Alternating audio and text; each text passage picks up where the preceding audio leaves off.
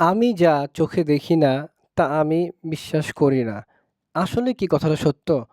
তো আজকে আমাদের তাদাব্বুর আল কোরআনের ১১ নাম্বার পয়েন্ট সেটা হচ্ছে যে, তাদাব্বুরের মাধ্যমে আমরা কিভাবে আমাদের আ জ্ঞানগত যে বিশ্বাস বা ইয়াকিন বা ইলমুল ইয়াকিনকে কিভাবে আমরা আইনুল ইয়াকিনে পরিণত করতে পারি। তো আসলে আমরা ১ম বুঝি যে ইলমুল ইয়াকিন এবং আইনুল ইয়াকিন বিষয়টা কি? তো আমরা যে বিষয়গুলো জ্ঞানের মাধ্যমে আমাদের যে ইয়াকিন তৈরি হয়, এটাকে ইলমুল ইয়াকিন বলা হয়। যেমন আমার জ্ঞানের মাধ্যমে আমি কি জানি যে আমেরিকা নামে একটা দেশ আছে। তো আমি যদিও কি ওই দেশে কখনো যাইনি। তো আমি এই দেশ কখনো চোখে দেখিনি। তার মানে কি আমি এটা কি বিশ্বাস করব না? না। তবে এই যে ইয়াকিনটা, এটা হচ্ছে আমাদের ইলমুল ইয়াকিন এবং এটা হচ্ছে কি এই ইয়াকিনের যে পরিমাণটা, এটা আমি যদি চোখে দেখার মাধ্যমে এই দেশটাকে আমার একটা ইয়াকিন তৈরি হতো, তাহলে কি আ ওই ইয়াকিন থেকে এই ইয়াকিনের ইয়াটা কি তীব্রতাটা কি একটু কম।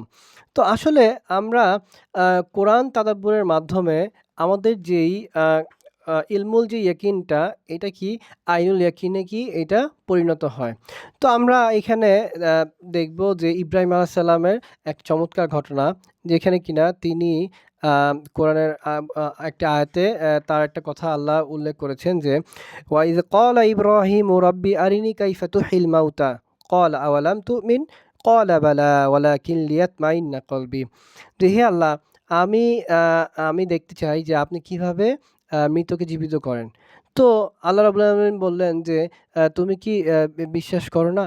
তখন ইব্রাহিম আলাইহিস সালাম উত্তর দিলেন যে, "না, আমার অন্তরে কি ইতমিনান তৈরি হওয়ার জন্য।" তার মানে এখানে ইব্রাহিম আলাইহিস সালামের দেখার উদ্দেশ্যটা যেটা ছিল সেটা হচ্ছে কি যে ইতমিনান অথবা আ আইনুল ইয়াকিন বা চোখে দেখার মাধ্যমে যে ইয়াকিনটা তৈরি হয় সেটা অর্জন করা।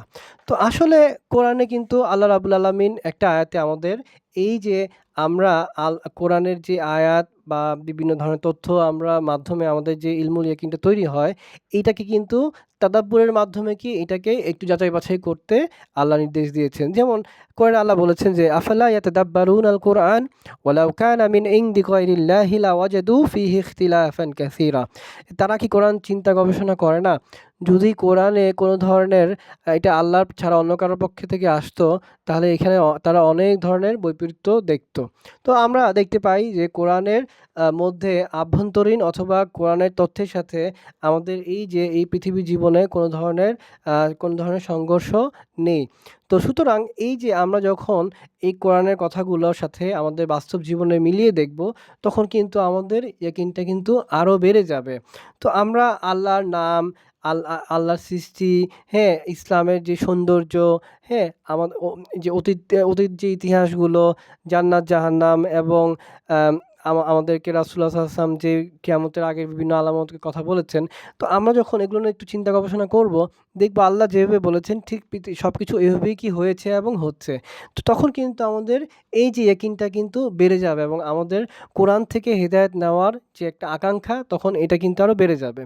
তো আজকে আমি এখানেই শেষ করব। আগামী পর্ব দেখার আ আ আমন্ত্রণ জানিয়ে। আসসালামু আলাইকুম রহমতুল্লাহ।